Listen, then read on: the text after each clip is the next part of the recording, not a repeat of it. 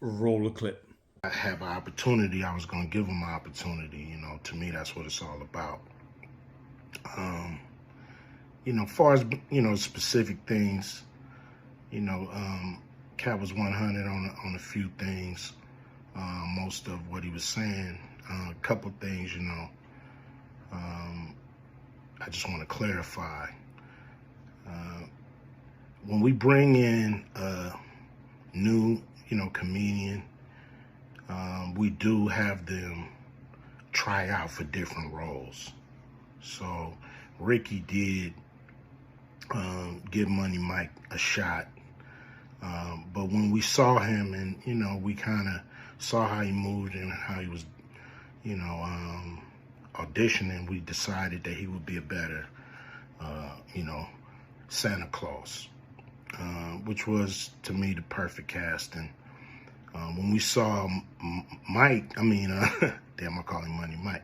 When we saw KATT, when I saw him, I just knew that he was perfect for Money Mike. And, KATT, said he wrote his role, which, the role was written, but he enhanced it. This is why KATT was so dope in the movie. Money Mike had a small role, about as big as the Santa Claus role, but when we start filming, he was giving us such magic that we kept expanding his role and giving him more to do because he was on point. When we shoot these movies, for one, the scripts are fire, or they wouldn't even do it. The scripts are laugh out funny. But we shoot the script, but once we get what we need from the script, we let the comedians ad-lib, riff, play with the words, do their thing. We give them a take where they can, or 2, 3 takes where they can go off and do what they feel. Sometimes it makes the movie, sometimes it don't. When somebody gives you jewels, you want to try to make sure that makes the movie. So in the movie, there's second thing I want to clear up. I would never shoot a scene in a movie, especially like Friday, where you actually see this happening on camera. That ain't my style. If you check out any of my movies, they not raunchy. We did a movie called Players Club where the subject matter was a little raunchy, but for the most part, even that, we left it to your imagination. So the only reason that kind of stuff was in the movie is because you have 3 villains in Friday After Next. You have Santa Claus stealing presents. You have Damon, just got out of prison, sweating. Craig and Day for the rent money. And then you have Money Mike, a pimp that treats his woman, like a property. So Craig is always fighting the villains in the movie, from the Joker brothers to Debo.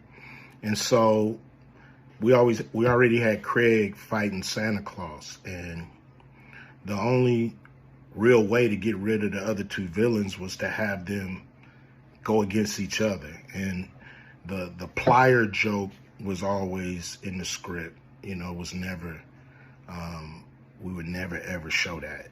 That's not my style if you look at any of my movies. So, that was never a discussion. We,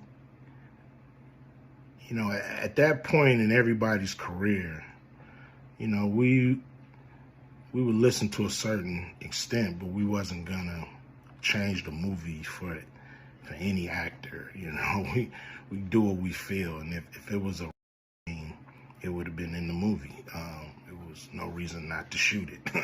But that's not my style. I don't even like that kind of shit in movies, on camera.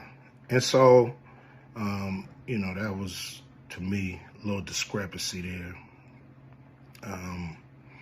You know, KATT, he wrote a lot of his part because, you know, like I said, he was giving us jewels, so we were keeping the camera rolling. He was coming off the dome. He was coming prepared every day to steal the show. You know, that was his mission.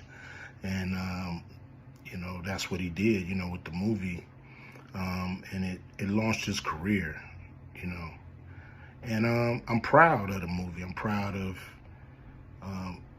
all the guys who've, you know, come through, you know, a Q Vision production and went on to do bigger and better things. And look, you know, a lot of people are talking about pay and how much they was paid on these movies that were extremely low budget. You know, most of these guys work a couple of days, you know. And when you're doing a movie, there's over 100 people working on the movie that need to get paid. Most of them got to get paid every day. And there's pre-production and post-production. Even after you finish with the actors, you got to pay editors and sound people. And my movies are all about quality, so most of the money go up on the screen. I'm not giving you no bullshit. I'm not giving you no low budget, you know, shit you can laugh at because it's so cheap. So, you know, we try to put all the money on the screen. And so any actor that's mad at what they got paid, you know, just look at what you was doing. Look at where your career was at the time. You know, take a look at where it is now. And Friday has something to do with that, I believe. And I put a lot of people in movies, but they ain't never put me in a movie. So you could take that for what it's worth. You know what I'm saying? I've given a lot of these guys opportunities. And I still act, so I'm waiting for a call. I ain't got to produce everything or write everything. I got love for all the comedians that I've worked with. Got, you know, much love for KATT. You know, he spoke up for me a lot. And I just wanted to be clear and clarify some things. And shit, man. I hope y'all have a good 2024. Yeah.